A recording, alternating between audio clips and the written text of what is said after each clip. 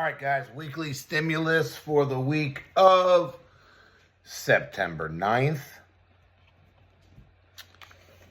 Just wanted to say or start out, thank you for everybody who came out on Sunday, and even those of you who have reached out about games. Yeah, it feels good. It feels great. It always does, you know. So I appreciate all the well-wishing and congratulations and the gifts and the cake and all that stuff that people did. So thank you very much. All right, and let's run it back and do it again next year. All right. Okay. So here we go. Monday. All right, because that's why you're tuning in. Monday is week 11 of 12 weeks of shoulder to overhead. We are on week 11, and we're doing 5x3 split jerk. So, two things you really want to focus on: trying to get heavier, all right, than you did on the 5x5 week, 5x5 set last week. But again, this is probably one of our more technical movements. So you definitely want to go ahead and do this and practice the steps correctly. So talk to your coaches about your technique. And coaches, if you do have some people that are really new, and maybe they missed last week 5x5, have them just do more reps, you know, a little lighter with some more reps so that they can kind of dial in the technique. All right. Pull-ups are done in between. So again, make sure you're making modifications here so that you can go ahead and get better at your pulling. AMRAP 15 minutes of 21-15-9, 21 goblet squats. Ideally, especially if you're in a big class, the same dumbbell that you use for the snatches, you'll use for the squats. And keep in mind, you're going to do a lot of squats, so it shouldn't be super heavy. All right? 15 dumbbell snatches, alternating. What you'll do every other round, you'll just switch the starting arm so that you even things out. But 1, transition 2. After that, you'll do 9 box jump over. So that means you'll jump up onto the box and over to the other side. All right, you're welcome to step up. If you are stepping up, I don't even recommend you step to the other side. Just step up and then step back down. That should be just fine.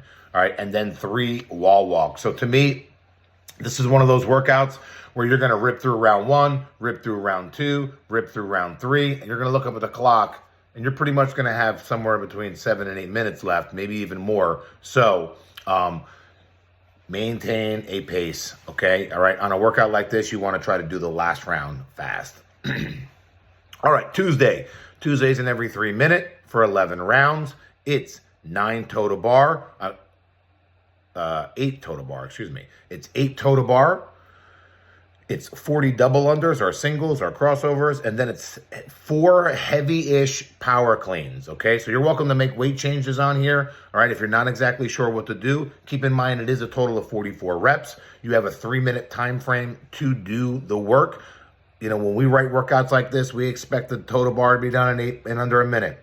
We expect the double unders to be done in under a minute, and the 4 cleans in under a minute. Just think, if you go ahead and take a 15-second time frame, all right, and do a clean every 15 seconds, if you get the double unders done and the total bar done in 30 seconds each, gives you a full minute to break. But workouts like this come off the rails, all right, right around 4, round 5, maybe 6 for some of you guys, all right? So make sure that you're doing something that you could handle the volume, okay? What happens is that you wind up saying, oh, 8 total bar doesn't seem like a lot, and then round 4, you're doing singles, all right? Now it's taking you over a minute to do the 8 total bar, all right? And then you get stuck on the double under, and by the time you get to the barbell, you don't even have any time, all right, to do the cleans. So make sure you're making some adjustments. To me, the adjustments would be half total bar, all right, and knees to chest,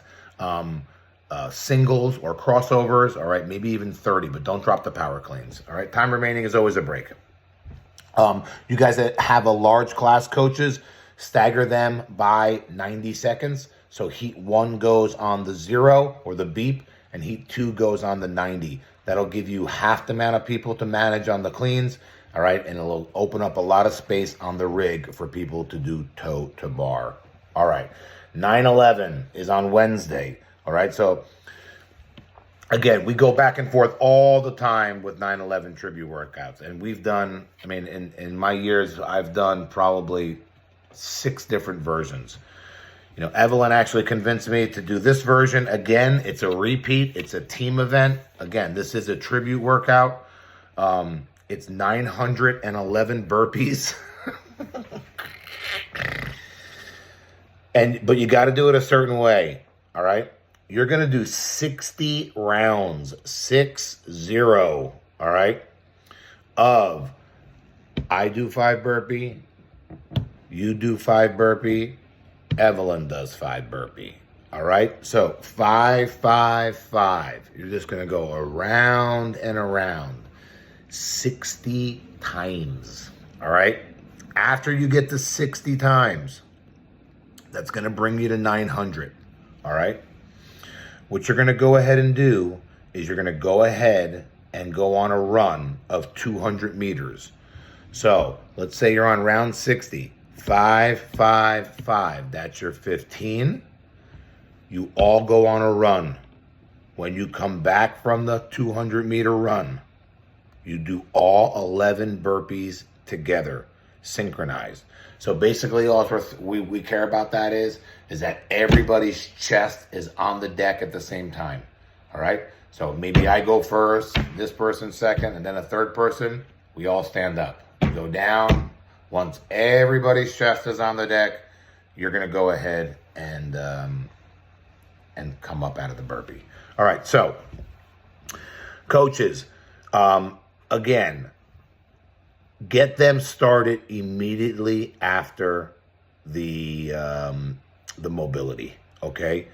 I think if you get through the warm-up and you get through the mobility quickly, because there's not a lot to talk about, you're going to have no problem giving them a good 40, maybe 45-ish minutes to finish. Again, even if they're close, just let them finish, all right? Unless it's crazy, all right? With that said, if you have to, and you have another class coming in, start them on the warm-up while the people are burping, all right, or finishing up their last couple of reps, okay? Thursday. So, Thursday's a workout we did about 2 years ago, and I like this workout. I'm glad I found it again. This is how it works. You have a window, all right?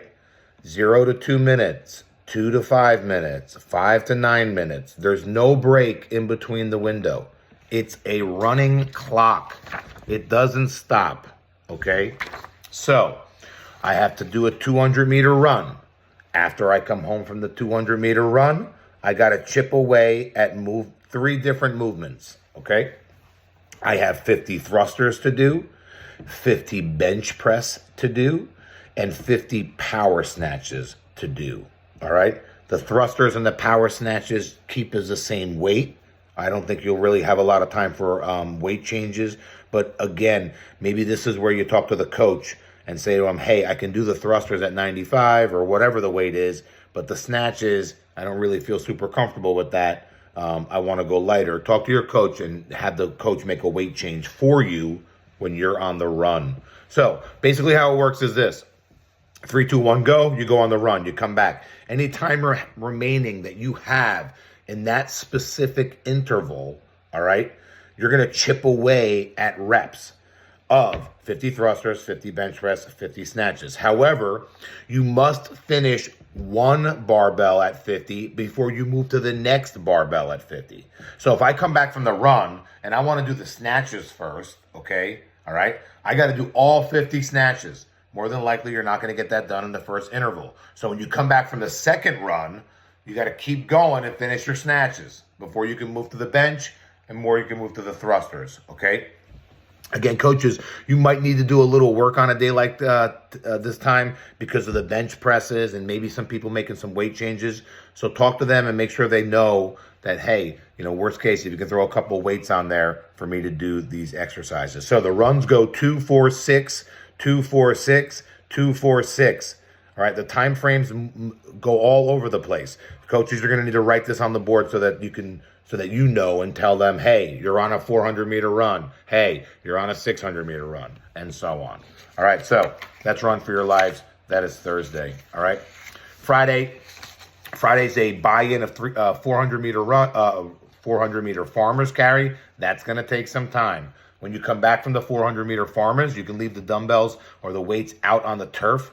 You'll do 10 deadlift, 10 hang power clean, 10 front squat, 10 shoulder to overhead. You'll do 5 rounds of that. So 5 rounds of 10, 10, 10, 10. Oh, and a 20-meter row. 5 rounds of that. After you're done with 5 rounds, you'll cash out with another farmers. So 400-meter farmers, 5 rounds, 400-meter farmers. All right. Saturday is an every 4 minute for 9 rounds. So this is a little on the longer side. So again, you know, whoever's coaching Saturday, you might want to start the warm up if these guys are lingering a little bit. It's a 400-meter run. It's 3 rope climbs and it's 15 wall ball. This workout is going to be extremely deceiving. First off, if you're not a strong runner, scale all the runs to 300. If you get yourself to the 6th round and you feel like the runs are not killing you and you still have enough time in the every 4 minute interval, then run 400. Okay. All right. I suggest you do at least half of the intervals, 5 of the 9, running 300 if you're not a strong runner. Okay. 3 rope climbs.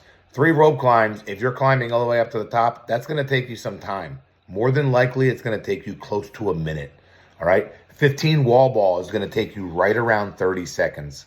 So if I can run an 8-minute mile, that's a 200, 400, that's a 2-minute, 400-meter split. That means I have another minute to do the wall ball, to do the rope climb. If I get that done in a 3-minute time frame, that only gives me a minute to do 15 wall ball. So as soon as I'm done with the wall ball, guess what? I need to be working my way towards the door to do the next run. The mistake that people make on workouts like this is, all right, they say, oh, I'm going to run 400. Okay. All right. And they can't get back in time. Then they walk from the outside of the building up to the stairs, to the rope or to the wall ball. Then they walk after the clock beeps. They're still in the gym. You walk to the door, you walk to the corner of the building, and then you start running up the parking lot. That's a humongous mistake. You want to be outside when that clock beeps and the coach tells you to go. You will easily save 20 to 30 seconds. Time that you could be resting instead of working if you just jog up the stairs into the building and get to the rope or get to the wall ball. That will save you a ridiculous amount of time. And being outside and ready to go on the run when the coach yells out the interval time. All right? All right. Sunday is an interval, 3-minute on, 3-minute off. This is Richard's workout. All right? So if you don't like it, give him some criticism. Or if you do like it, tell him that too as well. I always let the coach who coaches Sunday write the workout so that they have an idea of what it's like to program for class. So it's toe to bar and dumbbell snatch couplet.